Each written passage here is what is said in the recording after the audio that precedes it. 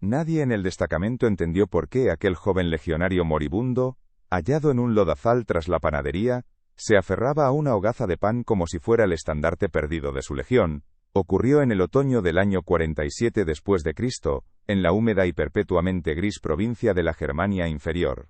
El lugar era apenas un nombre en los mapas militares. Vicus Alaudarum, un miserable caserío civil que se apretujaba contra la empalizada de un fuerte menor, una astilla de orden romano clavada en la orilla oriental del Rin. Alrededor, todo era un océano verde y sombrío, el bosque de Teutoburgo, un lugar que aún susurraba pesadillas en los sueños de los hijos de Roma. Aquella hogaza, aún tibia cuando la encontraron, no era un objeto, sino el sello de un secreto que tardaría años en desvelarse, un acto de compasión silenciosa nacido en el corazón mismo del miedo y del odio.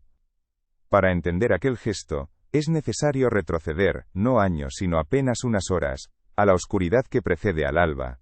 En esa negrura la vida de Amala ya había comenzado. Era una esclava de la tribu de los queruscos, capturada en una infancia de la que solo conservaba retazos de fuego y gritos. A sus 16 años, su mundo era la trastienda de la panadería de Marco Beto, un veterano plebeyo cuyo humor era tan agrio como la masa madre que dejaba fermentar. Sus manos, pequeñas y perpetuamente agrietadas, trabajaban la harina antes de que el primer gallo cantara, moviéndose con una eficiencia resignada. Amala no hablaba más que lo imprescindible, un latín funcional y quebrado, pero en su mente resonaban los ecos de una lengua que ya casi no recordaba. Su único tesoro era una pequeña piedra de río, lisa y fría, que ocultaba en su jergón de paja, el último ancla a un mundo borrado por la espada romana. Al otro lado de la empalizada, en el fuerte que daba nombre al Vicus, la vida de Lucio Cornelio Celsus también comenzaba con la diana militar. A sus 19 años, era un legionario novato en la Legio V Alaudae, las Alondras, una unidad con una historia tan orgullosa como sangrienta. A diferencia de sus camaradas, hombres endurecidos por años de campañas, Lucio aún albergaba en su interior una chispa de idealismo.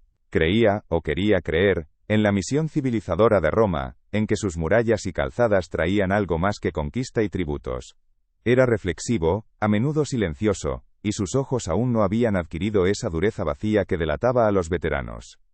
Observaba a los habitantes del Vicus, a los nativos que servían y comerciaban a su sombra, no como bárbaros sino como un enigma, un pueblo cuya tierra ahora compartía bajo el águila imperial. El aire de aquella frontera estaba cargado de una tensión palpable, un metal helado que se respiraba con la niebla del río. El general Cneo Domicio Corbulo llevaba meses en campaña contra las tribus de los frisios y los catos, y cada amanecer traía consigo el rumor de nuevas escaramuzas. Vicus Alaudarum era una isla en un mar hostil. Sus habitantes, una mezcla de colonos romanos, comerciantes galos y siervos germanos, vivían en un estado de alerta contenida. El olor a humo de leña de los hogares se mezclaba con el hedor del cuero mojado de las armaduras, y el aroma agrio del vino barato de las tabernas.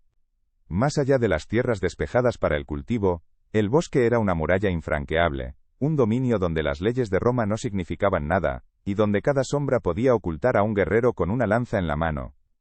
Aquel día la fatalidad eligió a la patrulla de Lucio. Un pequeño grupo de hombres enviado a requisar forraje en los límites del bosque, avanzaba con una confianza que la frontera no perdonaba. La emboscada de los catos fue una explosión de violencia súbita y brutal. No hubo tiempo para formar una línea defensiva, solo para el caos. El sonido del acero contra el cuero y los gritos ahogados en la espesura. Una lanza le atravesó el muslo a Lucio, un dolor incandescente que lo derribó de inmediato. Vio a sus compañeros retroceder en desorden, sus rostros desfigurados por el pánico, y luego solo vio las hojas de los árboles girando contra un cielo plomizo. Lo dejaron atrás, dado por muerto, mientras un crepúsculo lluvioso comenzaba a teñir la tierra de sangre y sombras. Su mundo se redujo a la agonía y al frío abrazo del lodo germano. La vida en Vicus Alaudarum era un ciclo dictado por el miedo y la necesidad, un pulso lento y pesado que marcaba el ritmo de los días en la frontera. Cada amanecer era una réplica del anterior, inaugurado por el toque agudo y metálico de la bucina desde el fuerte, un sonido que rasgaba la bruma perpetua que se alzaba del Rin. Aquella llamada no era una promesa de un nuevo día, sino un recordatorio de la frágil autoridad que la mantenía a raya. El aire olía a tierra húmeda, a humo de leña de los hogares que despertaban, y al hedor sutil y penetrante del estiércol y el cuero mojado. Era el aroma de una existencia precaria, un pequeño punto de orden romano en un océano de bosques sombríos que no entendían de leyes ni de águilas imperiales, solo de las antiguas reglas de la sangre y el hierro. Mucho antes de que el sonido de la trompeta legionaria alcanzara su jergón de paja, Amala ya estaba despierta. El frío del suelo de tierra se colaba a través de la delgada estera, un recordatorio constante de su lugar en el mundo. Su primer gesto del día, realizado en la más absoluta oscuridad, era siempre el mismo. Su mano buscaba bajo la paja la pequeña piedra de río, lisa y fría. La apretaba en su palma, sintiendo su peso sólido y real.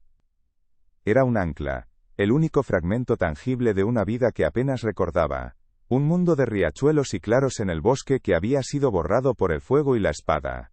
Aquel contacto silencioso era su única oración, un acto de memoria que la fortalecía para enfrentar las largas horas que la aguardaban en la panadería de Marco Beto.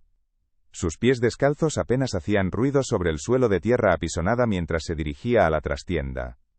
El aire allí era espeso, cargado con el olor a levadura agria y a la ceniza fría de los hornos del día anterior. Su primera tarea era avivar las brasas, un trabajo que le cubría el rostro y las manos de hollín. Luego venía la masa. Sus brazos, delgados pero endurecidos por el trabajo incesante, se hundían en la mezcla de harina de cebada y agua, empujando y doblando con un ritmo monótono y resignado. No pensaba, solo actuaba. El movimiento era una forma de olvidar, de silenciar los ecos de su lengua perdida, que a veces pugnaban por salir en sus sueños. El pan que alimentaría a los colonos y a los soldados, nacía de sus manos silenciosas, un producto de su servidumbre. Al otro lado de la empalizada, la diana militar arrancaba a Lucio Cornelio Celsus de un sueño inquieto. El barracón era un espacio ruidoso y maloliente, lleno de los ronquidos, las toses y las flatulencias de sus compañeros de contubernio. Mientras otros se quejaban y maldecían la llegada de un nuevo día, Lucio se movía con una eficiencia metódica. El ritual de prepararse para la jornada era un consuelo. Limpiar y aceitar las placas de su lorica segmentata, comprobar el filo de su gladius, asegurarse de que la punta de su pilum estaba afilada como un diente de lobo. Estos actos le daban un propósito, una sensación de pertenencia a algo más grande que él mismo. Veía el águila en su escudo y todavía sentía un atisbo del orgullo que le habían inculcado en su formación, una fe en la misión de Roma que sus cínicos camaradas ya habían perdido. La rutina de Lucio era de una disciplina férrea. Instrucción matutina en el campo de Marte del Fuerte, ejercicios con armas, marchas forzadas y turnos de guardia en la empalizada.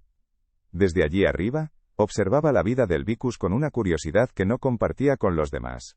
Veía a los niños de los colonos jugar con palos que simulaban ser espadas, y a los niños de los nativos observar desde la distancia, con una mezcla de miedo y fascinación. Veía a Amala, aunque no supiera su nombre, salir a vaciar las cenizas o a buscar agua en el pozo común. Para sus compañeros, ella y los demás como ella eran simplemente parte del paisaje, bárbaros domesticados, útiles pero invisibles. Para Lucio, eran un recordatorio constante de la complejidad de aquel mundo que Roma intentaba someter. El propietario de la panadería, Marco Beto, era un hombre forjado en la misma frontera que ahora le daba sustento.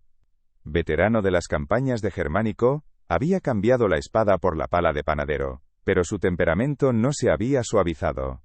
Su humor era tan agrio como la masa madre que cultivaba con celo.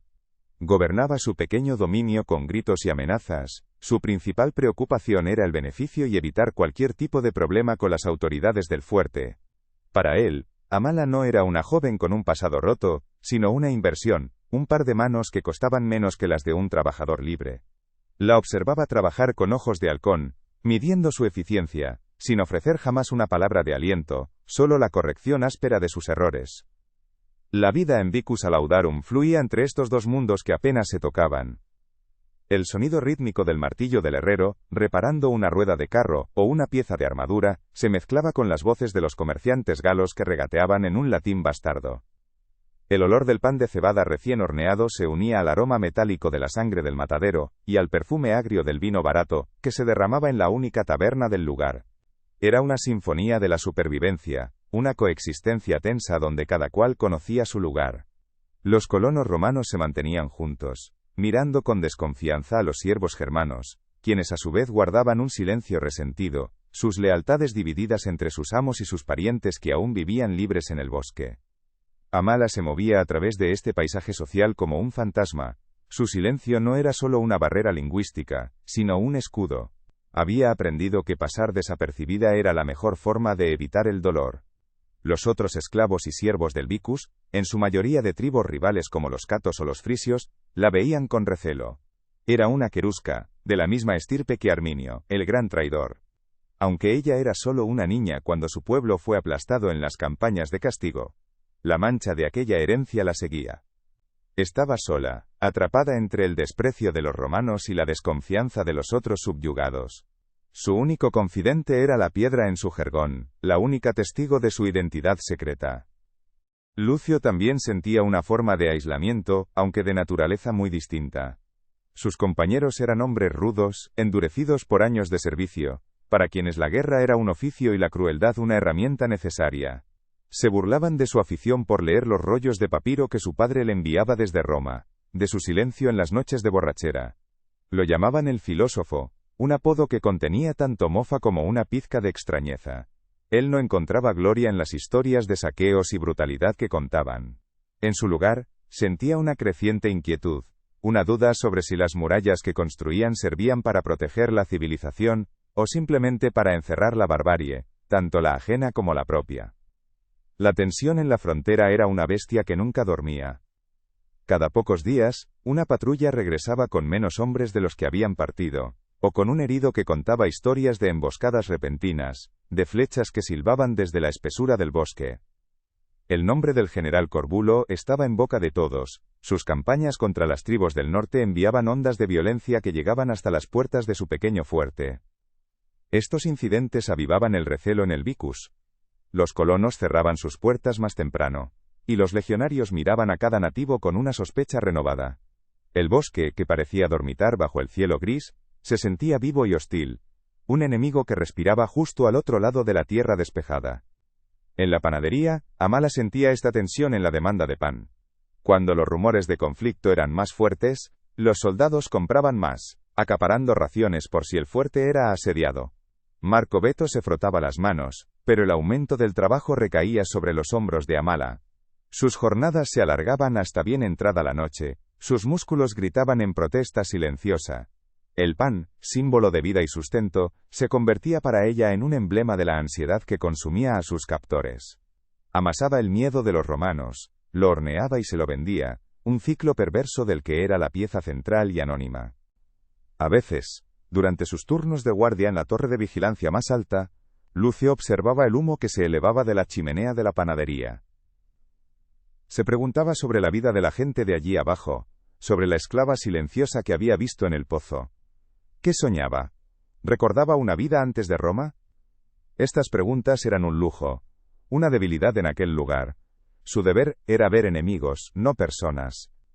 Su padre, el tribuno Marco Cornelio Falco, un hombre cuya reputación se había construido sobre la aniquilación de levantamientos bárbaros, se lo había dejado claro en sus cartas. La compasión era una puerta abierta a la traición. Lucio leía las palabras, pero su corazón luchaba por aceptarlas. Una tarde, mientras limpiaba las cenizas, Amala encontró un pequeño trozo de masa cruda que había caído al suelo. En lugar de tirarlo, lo escondió en el pliegue de su túnica. Más tarde, en la soledad de su rincón, lo modeló con sus dedos. Le dio la forma de un pájaro, como los que su madre le enseñaba a ver en las nubes. Fue un acto minúsculo, secreto e inútil, pero fue suyo. Durante unos instantes, no era la esclava del panadero sino una creadora. Miró la pequeña figura de masa hasta que la oscuridad se hizo total, y luego la deshizo, borrando la evidencia de su pequeño acto de humanidad, un gesto tan frágil como la vida misma en aquella frontera. El día de la emboscada amaneció como cualquier otro. La bocina sonó, Amala se levantó, y Lucio se vistió para su deber. Fue asignado a una patrulla de requisa de forraje, una tarea rutinaria y aparentemente segura. Mientras se ajustaba el casco, sus ojos se cruzaron por un instante con los de Amala, que cruzaba el patio del Vicus con un pesado cubo de agua. No hubo reconocimiento, solo un cruce fugaz de miradas entre dos jóvenes cuyas vidas estaban a punto de colisionar de una forma que ninguno podría haber imaginado. Él marchó hacia el bosque, hacia el silbido de una lanza que ya volaba hacia él en el telar del destino. Ella regresó al calor sofocante de los hornos, ignorante de que el pan que estaba horneando se convertiría pronto en el símbolo de un sacrificio inesperado. Así transcurría la vida en Vicus Alaudarum, en un equilibrio precario sostenido por la costumbre y la fuerza. Cada habitante, romano o germano, libre o esclavo, desempeñaba su papel en el gran drama silencioso de la frontera. Las forjas martilleaban, el pan se horneaba y las patrullas marchaban, todo bajo la sombra vigilante del bosque de Teutoburgo. Era un mundo de gestos no dichos, de tensiones subterráneas y de pequeñas rutinas que daban una ilusión de normalidad. Una normalidad que estaba a punto de ser destrozada, no por el choque de dos ejércitos, sino por el encuentro de dos almas en un lodazal, unidas por un acto de compasión tan simple y tan profundo como una hogaza de pan caliente. El día en que todo cambió, no amaneció con presagios ni cielos teñidos de sangre, sino con la misma bruma gris y persistente de siempre. Para la patrulla de Lucio Cornelio Celsus, la mañana era una tarea rutinaria más, una incursión en los límites de las tierras despejadas para requisar forraje, una labor tediosa pero considerada de bajo riesgo. Avanzaban por un sendero embarrado que bordeaba la linde del bosque de Teutoburgo, con la confianza propia de quienes visten la armadura de la legión más poderosa del mundo. El aire era pesado y olía a hojas en descomposición y a lluvia inminente. El silencio del bosque no era pacífico, sino expectante, como una bestia conteniendo la respiración. La violencia, cuando llegó, fue un relámpago que partió el día en dos, un estallido de furia y acero que surgió de entre los árboles sin previo aviso.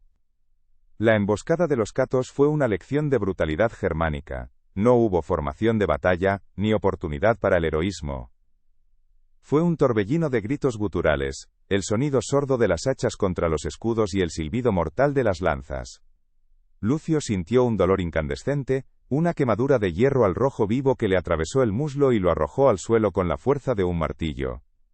Por un instante vio el rostro de un guerrero barbudo, con los ojos encendidos de un odio ancestral, antes de que el caos se lo tragara. Vio a sus compañeros, desorganizados y presas del pánico, iniciar una retirada caótica, sus espaldas convirtiéndose en blancos fáciles. Luego, solo vio el cielo plomizo girando sobre él, y el rostro de su centurión, que le lanzó una última mirada de lástima antes de desaparecer. Lo dejaron atrás, una pieza rota del engranaje romano, abandonado a la misericordia del lodo y de sus enemigos. La noche fue un océano de agonía y frío.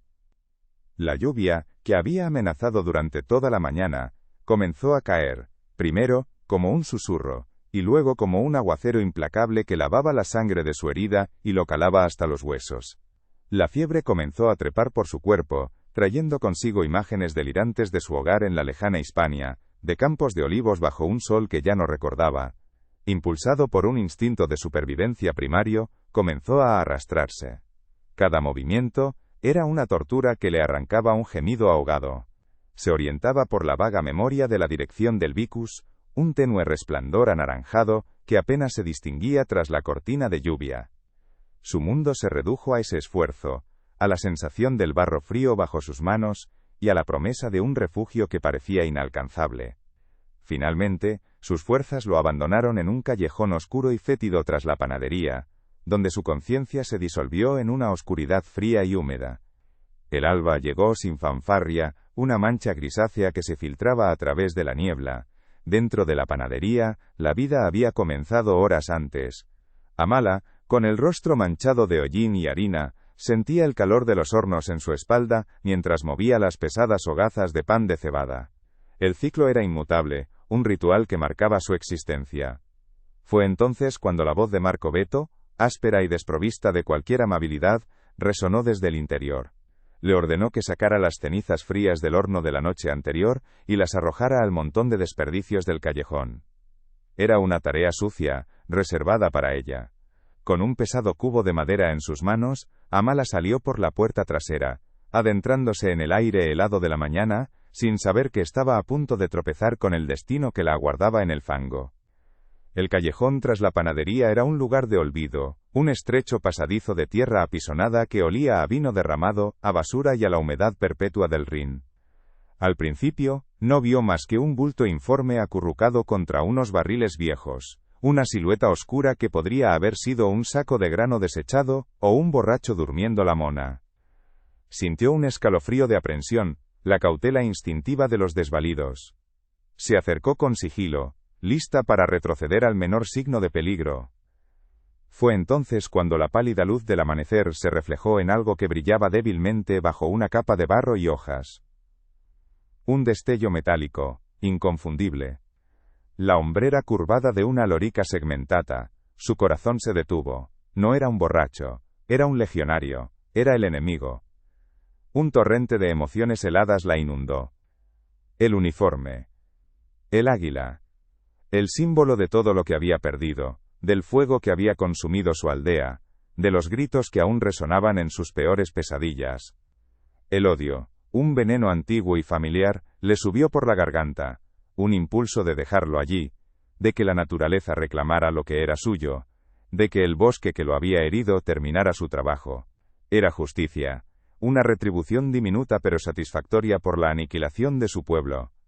Por un largo instante, Amala se quedó inmóvil, convertida en una estatua de resentimiento, observando a la criatura que representaba su servidumbre, su dolor y su soledad. Era un lobo de Roma, atrapado y moribundo, y ella no sentía más que un desprecio gélido. Pero entonces sus ojos se alzaron del metal al rostro. Estaba cubierto de barro y sangre seca, pero bajo la suciedad vio la piel pálida y tensa sobre los pómulos, los labios azulados y entreabiertos en un rictus de dolor. Vio que era apenas un muchacho, no mucho mayor que ella. Y en sus ojos, semicerrados y vidriosos por la fiebre, vio algo que lo cambió todo, un terror puro, desnudo y sin defensas. No era la arrogancia de un conquistador, sino el miedo primordial de una criatura joven y herida al borde de la muerte. Era el mismo terror que ella recordaba en los rostros de su gente, el mismo que había sentido ella misma cuando la arrancaron de los brazos de su madre. En ese instante, el uniforme se desvaneció. El legionario, el enemigo, desapareció. Solo quedaba un ser humano. No fue una decisión razonada, fue un instinto más profundo que el odio, una oleada de compasión tan súbita y abrumadora como lo había sido la emboscada.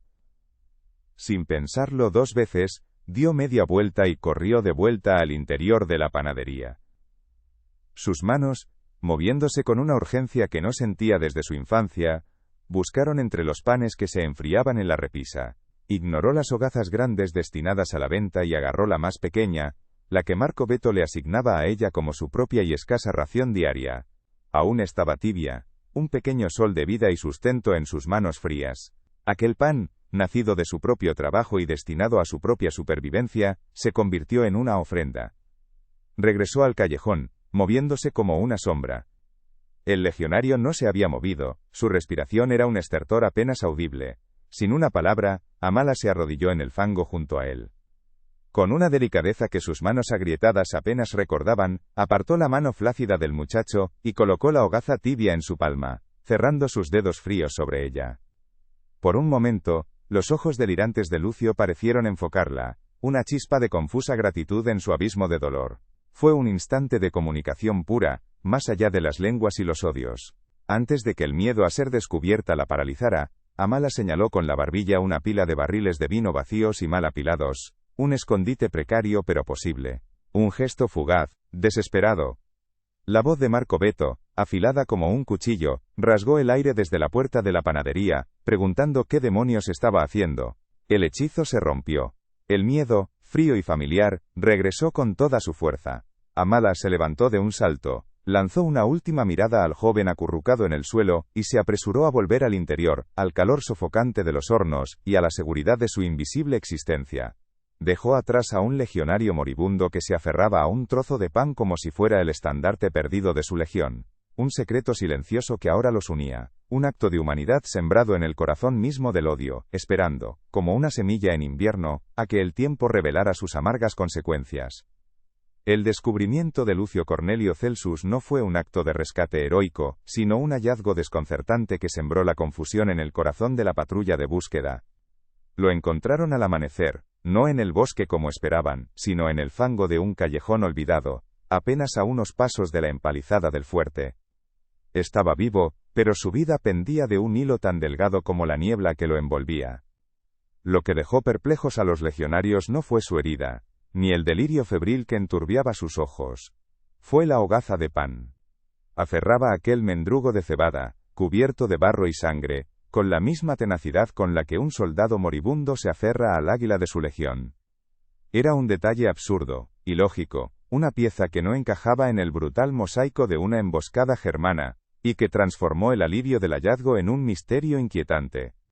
La noticia corrió como el fuego por la paja seca hasta el fuerte, llegando a los oídos del tribuno Marco Cornelio Falco, el padre de Lucio.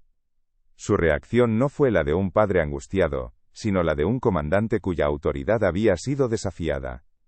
Ver a su hijo, heredero de un linaje de guerreros, reducido a un espectro tembloroso que balbuceaba incoherencias sobre una muchacha y un trozo de pan, no le inspiró compasión, sino una ira fría y afilada. Aquella hogaza no era un símbolo de supervivencia, sino de desorden, una anomalía inaceptable, en la férrea disciplina de la frontera. Para Falco, aquello no era solo el resultado de un ataque bárbaro, era una mancha en el honor de su cohorte, un signo de debilidad que debía ser investigado y purgado con la eficiencia implacable que lo había hecho famoso en las campañas del norte. Mientras Lucio era llevado al Valetudinarium, el pequeño y austero hospital del fuerte, sus palabras febriles eran anotadas por un cirujano con más curiosidad que esperanza. Murmuraba sobre unos ojos del color del musgo en invierno, sobre el calor de un pan que le había anclado a la vida, sobre una sombra femenina que se había desvanecido en la bruma. Para la mayoría de los que lo oyeron, eran los desvaríos de una mente al borde del abismo. Pero para el tribuno Falco, aquellas palabras eran pistas, fragmentos de un rompecabezas que olía a traición, o, peor aún, a una complicidad incomprensible. ¿Quién en aquel miserable vicus se atrevería a ayudar a un legionario caído? ¿Y por qué hacerlo de una forma tan extraña y simbólica? La pregunta se clavó en su mente, exigiendo una respuesta. La reacción oficial no se hizo esperar. El vicus fue sellado. Las puertas del fuerte se cerraron con un sonido sordo y definitivo, y las patrullas duplicaron su vigilancia en las murallas, sus miradas ya no solo escrutando el bosque, sino también a los civiles que se apiñaban a sus pies. El aire, ya denso por la humedad y el miedo crónico, se volvió irrespirable. Cada colono, cada mercader, cada siervo, sintió el cambio. La rutina de la mañana se detuvo. Las conversaciones cesaron. Un silencio preñado de temor se apoderó del asentamiento. Los legionarios ya no eran sus protectores, sino sus inquisidores. La búsqueda de un fantasma había comenzado, y cada habitante del Vicus Alaudarum se convirtió en un sospechoso. El pánico se instaló en la panadería de Marco Veto como una plaga. El veterano, cuyo único credo era el beneficio y la discreción, sintió un sudor helado recorrerle la espalda, al ver a los legionarios ir de puerta en puerta. Su mente, afilada por años de supervivencia en la frontera, conectó los puntos con una velocidad aterradora. La ausencia de Amala aquella mañana, la hogaza de pan que faltaba en su ración, una mancha oscura y sospechosa que había visto cerca de los barriles de vino al salir. El terror lo atenazó. Ser implicado en ayudar a un soldado, quizás considerado desertor en el caos inicial, era una sentencia de ruina, si no de muerte. La ira, nacida del miedo más absoluto, buscó un objetivo, y sus ojos se posaron en la figura silenciosa y encorvada de su esclava Querusca. La confrontación fue brutal y privada, oculta en la trastienda por el calor y el olor a levadura. Marco Veto no preguntó, acusó. Agarró a Amala por los brazos, su rostro a centímetros del de ella, su aliento agrio llenando el aire. Susurró amenazas, no sobre un castigo físico, sino sobre entregarla al tribuno, sobre describirla como una espía cata, una seductora, que había atraído al joven legionario a una trampa. No buscaba la verdad, buscaba una coartada, un chivo expiatorio para salvar su propio pellejo. Amala no dijo nada. Soportó los zarandeos, la saliva que salpicaba su rostro, el terror que le atenazaba el corazón. Su silencio era su único escudo, la única posesión que le quedaba, y se aferró a él con la misma fuerza con la que Lucio se había aferrado a su pan. El castigo por su silencio fue rápido y doloroso, unas pocas bofetadas secas, un golpe con el dorso de la mano que la hizo caer al suelo. El dolor era un viejo conocido, una moneda corriente en su existencia. Pero esta vez, lo aceptó casi con gratitud. Era un precio pequeño a pagar por proteger el secreto, por preservar la pureza de aquel único acto que había sido enteramente suyo. Mientras yacía en el suelo de tierra, con el sabor de la sangre en la boca, No pensaba en el legionario. Pensaba en aquel instante en el callejón, en la elección que había tomado, un momento de poder silencioso en una vida de sumisión. Aquel recuerdo era un tesoro que ninguna paliza podría arrebatarle. Cuando un centurión y 2 legionarios entraron en la panadería, encontraron a Marco Beto sudoroso y servil, y a Amala limpiando una mancha de harina del suelo, con el rostro apartado y una nueva hinchazón amoratada en la mejilla. El panadero negó haber visto nada. Juró por Júpiter y por el genio del emperador que su establecimiento era tan leal a Roma como el propio fuerte. El centurión observó a la esclava con una mirada fría y evaluadora. Vio la marca fresca en su rostro, su sumisión absoluta, y no vio nada más que una bárbara domesticada, incapaz de un acto tan complejo como la compasión o la traición. Tras una búsqueda superficial, se marcharon, dejando a Beto temblando de alivio, y a Amala envuelta en un silencio aún más profundo. El vacío de una respuesta oficial fue rápidamente llenado por el veneno de los rumores. Entre los colonos romanos y los mercaderes galos, la historia de la hogaza se convirtió en una fábula siniestra. Nadie creía en un acto de piedad. La idea era ridícula. Era mucho más plausible que la esclava querusca fuera una espía, una carnada utilizada por los catos. El pan, decían en susurros en la taberna, no era sustento, sino una señal, un marcador para que los guerreros supieran dónde atacar a continuación. La compasión era una debilidad que los bárbaros no poseían, solo conocían la astucia y la traición. De la noche a la mañana Amala se convirtió en el rostro de la amenaza que acechaba en el bosque, una enemiga infiltrada. Entre los otros siervos germanos la historia tomó un cariz diferente pero no menos cruel. En las conversaciones apagadas junto al pozo común, en sus lenguas nativas que los romanos no entendían, la juzgaron con una dureza implacable. Para ellos, esclavos de tribus como los frisios o los marsos, Amala no había cometido un acto de humanidad, sino de traición a su propia sangre. Había ayudado al lobo que los mantenía a todos encadenados. La marca en su rostro no era vista como un signo de injusticia, sino como el justo castigo por su debilidad. La veían como una colaboradora, una que había olvidado el fuego y la espada que los habían traído a todos a aquel lugar. En su intento de conectar con un ser humano, Amala había perdido la última conexión que le quedaba con su propio pueblo. Así, Amala se convirtió en una paria, una isla de soledad en un mar de desprecio. Se movía por el Vicus como un fantasma al que todos veían pero nadie reconocía. Los colonos romanos la miraban con una mezcla de miedo y odio, sus hijos se apartaban cuando ella pasaba. Los otros siervos le daban la espalda, sus silencios cargados de una condena más pesada que cualquier grito. Su mundo, que ya era pequeño y opresivo, se encogió hasta reducirse a la trastienda de la panadería. El calor de los hornos era su único refugio, el trabajo incesante su única distracción del vacío que la rodeaba. El gesto que la había hecho sentir más humana que nunca la había despojado de toda humanidad a los ojos del mundo. En el fuerte, Lucio se recuperaba lentamente. Su fiebre remitió, pero la memoria de la emboscada y sus secuelas era un mosaico de imágenes rotas y sensaciones confusas. Recordaba el dolor, el frío, la desesperación. Y recordaba, con una claridad onírica, un rostro joven enmarcado por la bruma, unos ojos serios y profundos, y el peso tibio y sólido de una hogaza de pan en su mano. Su padre lo interrogó, pero Lucio no pudo ofrecer un nombre ni una descripción clara. Era una imagen sin contexto, un sentimiento sin explicación. Para el tribuno Falco, la falta de un culpable tangible era una frustración, una herida abierta en el orden que tanto se esforzaba por imponer. El misterio de la hogaza de la alondra se convirtió en una leyenda menor en el fuerte, una historia extraña contada en las noches de guardia. Solo una persona en todo el Vicus pareció entender, aunque nunca pronunció una palabra. Era una anciana celta, una curandera que a veces atendía las dolencias de los esclavos con hierbas y ungüentos que olían a tierra y a magia antigua. Un día, mientras Amala sacaba agua del pozo, la anciana pasó a su lado.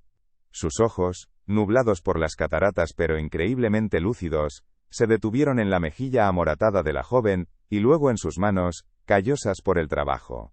No hubo preguntas, no hubo palabras de consuelo, solo un levísimo, casi imperceptible, asentimiento de cabeza. Fue un gesto minúsculo, pero en él Amala sintió el peso de un reconocimiento, la comprensión silenciosa de una mujer que conocía el precio de los sacrificios no contados. El ambiente en Vicus Alaudarum nunca volvió a ser el mismo. La investigación oficial se cerró sin resultados, Pero la sospecha permaneció, envenenando el aire como un miasma del río. La frágil coexistencia entre romanos y germanos se había roto. Cada gesto de un siervo era interpretado como una posible insurrección. Cada orden de un legionario sonaba más dura, más amenazante. El bosque, al otro lado de la empalizada, ya no parecía un simple telón de fondo, sino un enemigo vivo que había logrado infiltrar sus sombras en el corazón mismo del asentamiento. El pequeño acto de compasión de Amala no había traído la paz, sino una guerra más fría y silenciosa, una que se libraba en las miradas, en los silencios, y en los corazones endurecidos de todos. El tiempo, sin embargo, es el gran borrador de las pequeñas tragedias. Las semanas se convirtieron en meses. La herida de Lucio sanó, dejando una cicatriz que le recordaría para siempre su deuda con una sombra. La mejilla de Amala recuperó su color, aunque la marca en su alma permaneció invisible y profunda. La guarnición se enfrentó a nuevas escaramuzas, y el incidente del legionario y el pan se fue desvaneciendo en la memoria colectiva, sepultado bajo nuevas capas de miedo y rutina. Pero el vacío creado por aquel acto nunca se llenó del todo. Permaneció como un hueco silencioso en la vida de Amala, un espacio de aislamiento que la definía, esperando el día en que el eco de su sacrificio regresara desde un pasado que ella creía haber dejado atrás para siempre. El tiempo, en la frontera, no es un río que fluye, sino una lija que desgasta lentamente las aristas de los recuerdos y los rencores. Pasaron 2 años.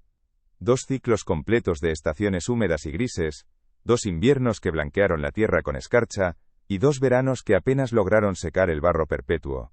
La Legio V Alaudae, con sus alondras grabadas en los escudos, había marchado hacia el sur, reasignada a sofocar una revuelta en la Galia. Con ello se fueron los rostros que habían presenciado el desconcierto de aquel amanecer, llevándose el recuerdo del joven legionario y su extraña hogaza de pan. La empalizada del fuerte fue reparada, las rutinas se reanudaron, y el silencio del bosque volvió a ser el único enemigo reconocible. El incidente para la mayoría se desvaneció en la niebla de los acontecimientos pasados, una historia extraña que ya nadie se molestaba en contar. El gran engranaje del imperio seguía girando, indiferente a las pequeñas tragedias de sus bordes. Las noticias de las campañas de Corbulo en el norte llegaban como ecos lejanos, hablando de victorias y de tribus sometidas. Nuevos legionarios, con rostros jóvenes y miradas aún no endurecidas por el odio, ocuparon los barracones del fuerte. Para ellos, Vicus Alaudarum no tenía historia, solo un presente de barro, guardias interminables, y el vino agrio de la taberna. No sabían nada de una esclava querusca, ni de un acto de compasión nacido en un callejón. El mundo de Amala, que por un instante se había cruzado con el gran drama de Roma, volvió a su órbita pequeña y olvidada. La vida continuaba, impasible, erosionando el pasado hasta convertirlo en polvo. Amala ya no era la muchacha de 16 años que había tropezado con un enemigo moribundo. A los 18 la juventud se había retirado de su rostro, dejando tras de sí una máscara de resignación eficiente. Sus hombros se habían ensanchado ligeramente por el esfuerzo de amasar miles de hogazas, y sus manos, antes solo agrietadas, ahora parecían talladas en madera vieja, un mapa de callos y cicatrices. Se movía con una economía de gestos que bordeaba lo fantasmal, y su silencio se había profundizado, convirtiéndose no en un escudo, sino en una parte de su ser. Sus ojos, que Lucio había comparado con el bosque en invierno, albergaban ahora una quietud que no era paz, sino la calma del lecho de un río seco, un lugar por donde la vida ya no corría. El aislamiento que la había envuelto tras el incidente no se había disipado, se había solidificado, convirtiéndose en un muro invisible pero infranqueable a su alrededor. Los colonos romanos la seguían viendo con una desconfianza arraigada, el recordatorio viviente de que el enemigo podía caminar entre ellos. Los otros siervos germanos mantenían su distancia, su condena silenciosa era una herida que nunca cerraba, era una traidora a su sangre, una que había ofrecido sustento al lobo. Amala existía en un vacío social, una paria para ambos mundos. Aprendió a encontrar una especie de paz en esa soledad, una libertad desoladora, en no tener nada que perder, nadie a quien decepcionar. Su único compañero era el calor de los hornos, su única conversación el crepitar de la leña. El nombre de Lucio Cornelio Celsus se había desvanecido como el humo de una fogata apagada.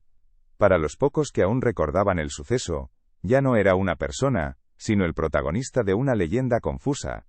La historia de la hogaza, se había convertido en un cuento de taberna, distorsionado con cada narración, a veces un presagio de mala suerte, otras una prueba de la brujería de los bárbaros. El tribuno Falco, su padre, se había marchado con la legión, sufría ira olvidada. El misterio nunca se resolvió, y a nadie le importó lo suficiente como para seguir buscando. Lucio se convirtió en un fantasma, una ausencia, su acto de supervivencia y la compasión que lo hizo posible borrados por la indiferencia del tiempo. Marco Beto, el panadero, había encontrado en la desgracia de Amala una perversa forma de comodidad. Su miedo inicial a ser implicado se había transformado en una apreciación pragmática de su nueva situación. La esclava ahora era más dócil que nunca, completamente aislada, y sin nadie a quien recurrir.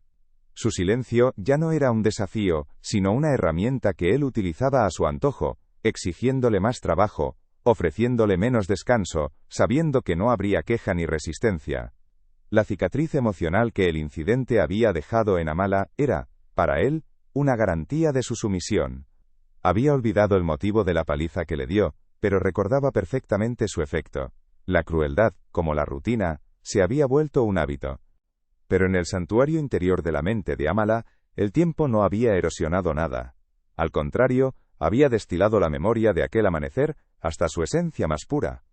El recuerdo ya no era de miedo, sino de poder. En una vida definida por la obediencia y la falta de elección, aquel instante en el callejón había sido enteramente suyo.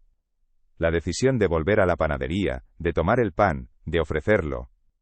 Fue el único momento en que había actuado, no como una esclava, no como una querusca, no como una víctima, sino simplemente como un ser humano que respondía al sufrimiento de otro. Guardaba ese recuerdo como su único tesoro, lo pulía en las largas noches solitarias, una pequeña brasa de calor en el frío interminable de su existencia. Incluso la pequeña piedra de río, su antiguo ancla con el pasado, había perdido parte de su peso simbólico. Aún la tocaba cada mañana en la oscuridad, un ritual arraigado, pero su consuelo era ahora pálido y distante. Aquella piedra representaba el mundo que le habían arrebatado, una identidad impuesta por el nacimiento y la tragedia. El recuerdo del pan, en cambio, representaba una identidad que ella misma había forjado en un solo acto desafiante. El tacto de la piedra le recordaba lo que había perdido. La memoria de la hogaza le recordaba lo que había elegido ser, aunque solo fuera por un instante. Lentamente, sin que ella se diera cuenta, el símbolo de su elección estaba reemplazando al símbolo de su herencia. Una calma engañosa se había instalado en Vicus Alaudarum. La vida en la frontera había encontrado un nuevo y más sombrío equilibrio. La tensión entre colonos y siervos no había desaparecido, simplemente se había vuelto crónica, una dolencia aceptada como parte del clima.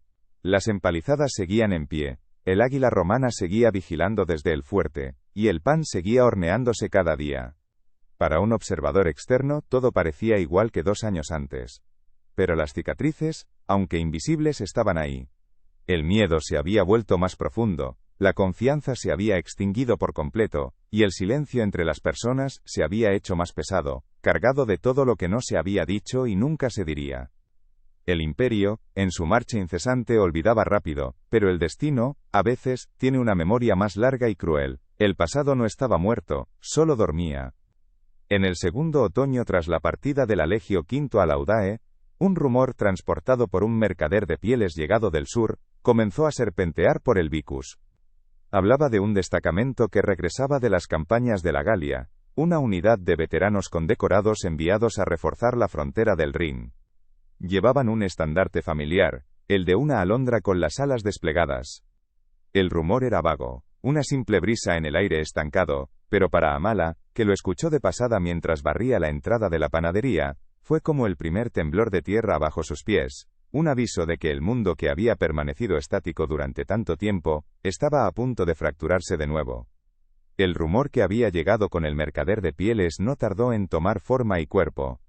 Una tarde, cuando el sol anémico de la Germania inferior comenzaba a teñir de gris las nubes, un pequeño destacamento entró en el Vicus Alaudarum. No era una patrulla rutinaria. Eran 4 hombres. Sus armaduras impecablemente mantenidas. Sus capas de lana de un rojo más intenso que el que solían vestir los legionarios del fuerte. Se movían con un propósito deliberado, una autoridad que no necesitaba ser anunciada.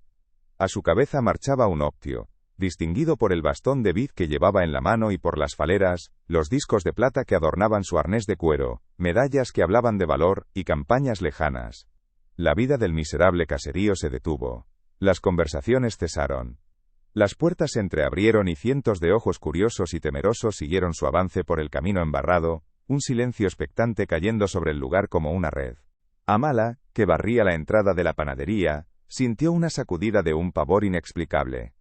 Se hizo a un lado, pegándose a la pared de adobe, esperando pasar desapercibida como siempre.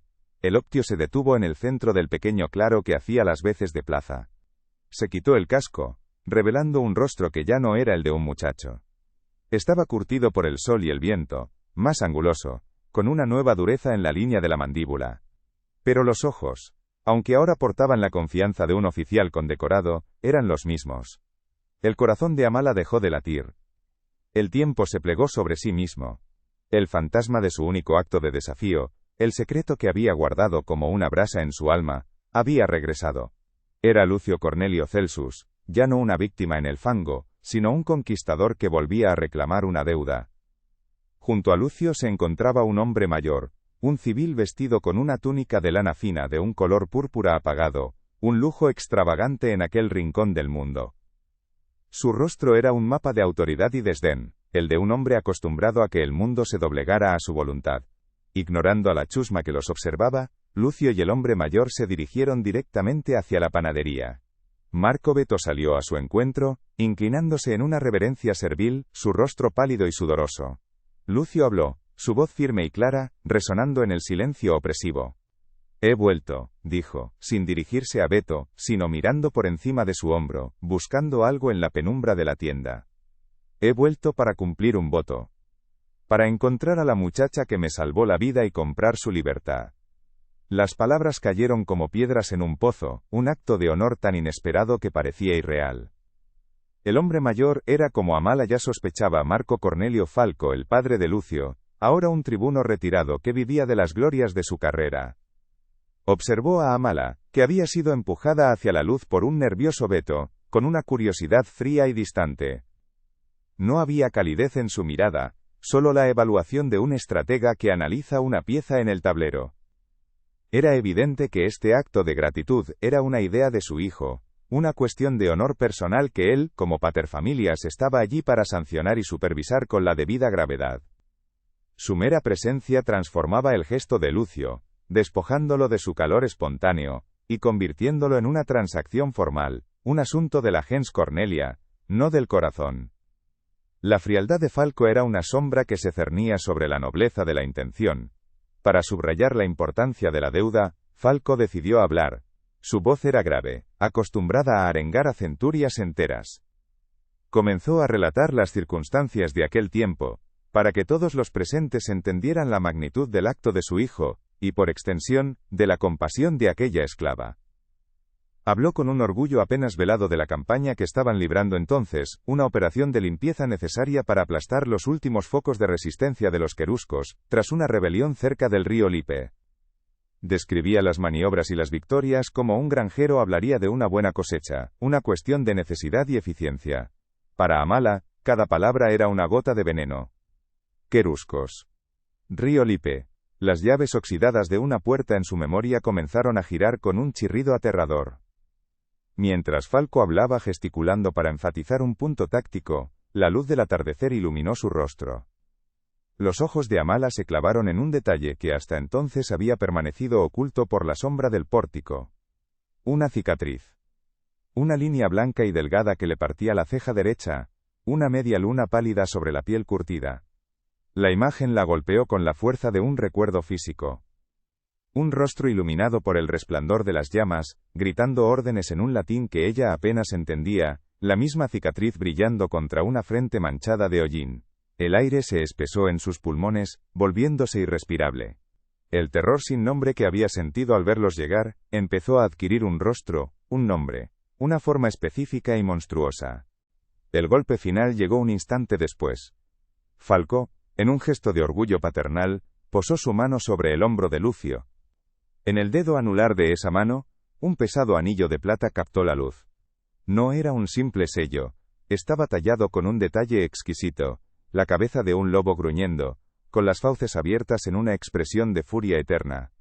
El mundo de Amala se hizo añicos, el tiempo se desgarró, ya no estaba en el Vicus Alaudarum en el año 49.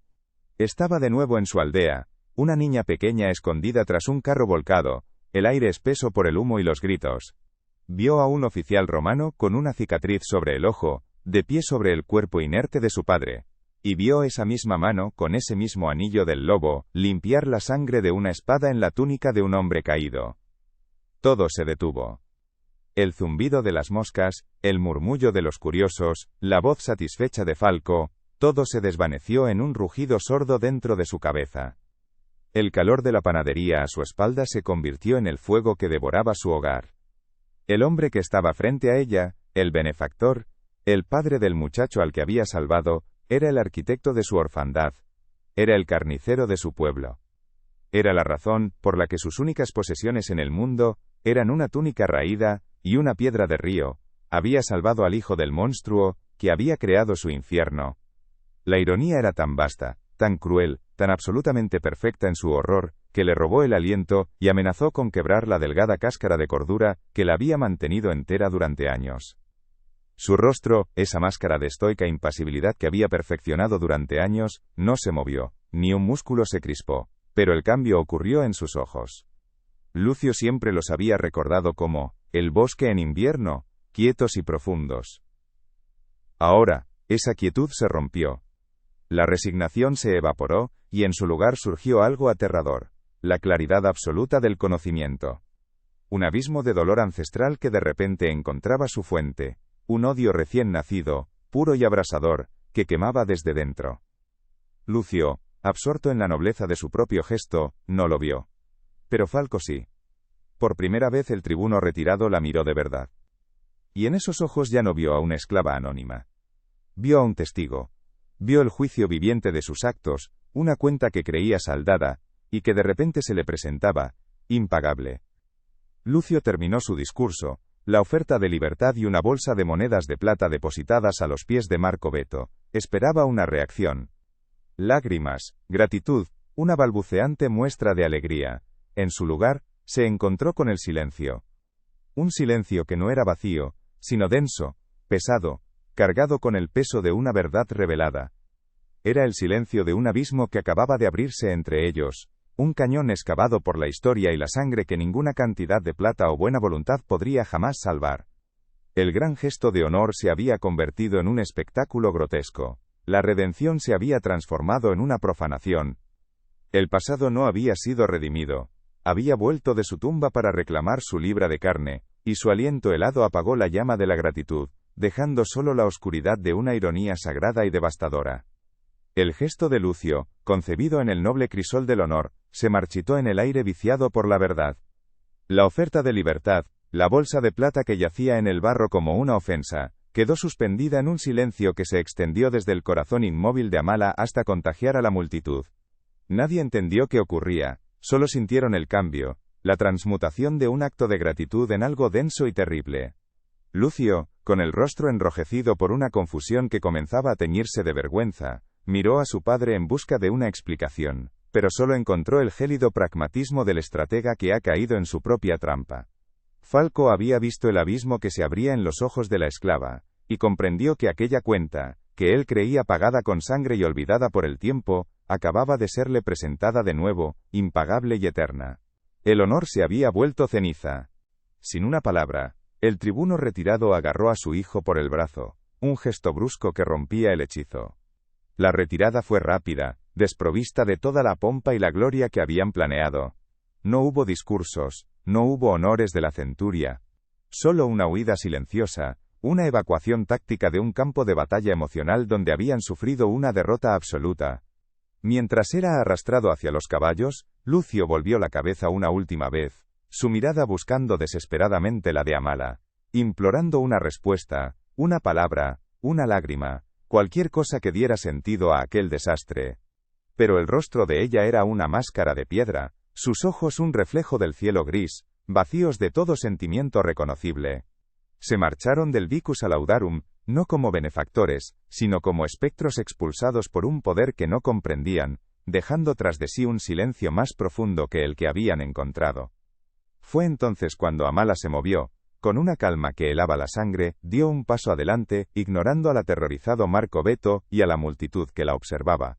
Sus movimientos eran deliberados, cada uno cargado con el peso de una década de dolor no expresado. Metió la mano en el pliegue de su túnica raída y sacó la pequeña piedra de río, lisa y fría como un recuerdo congelado. Avanzó hacia Lucio, que se había detenido junto a su caballo, paralizado por la escena. Sin mirarlo a los ojos, Amala abrió la mano del joven legionario, la misma mano en la que una vez depositó el calor de una hogaza de pan, y colocó en su palma la piedra fría de su pasado. No hubo acusación en el gesto, ni perdón, fue un acto de devolución, la devolución del último fragmento de su mundo perdido al hijo del hombre que lo había destruido. Fue un epitafio silencioso para una vida que nunca fue. Amala dio media vuelta y caminó de regreso a la oscuridad de la panadería, sin mirar atrás. Dejó a Lucio con la piedra en la mano, un enigma frío que pesaría en su alma por el resto de sus días.